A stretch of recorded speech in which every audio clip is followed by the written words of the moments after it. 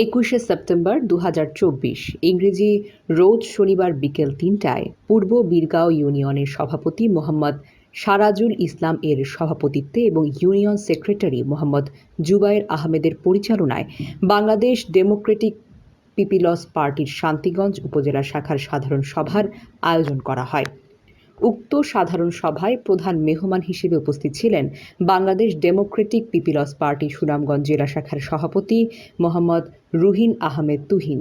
বিশেষ মেহমান হিসেবে উপস্থিত ছিলেন মাসুম আহমেদ, পূর্ব বীরগাঁও ইউপি সদস্য।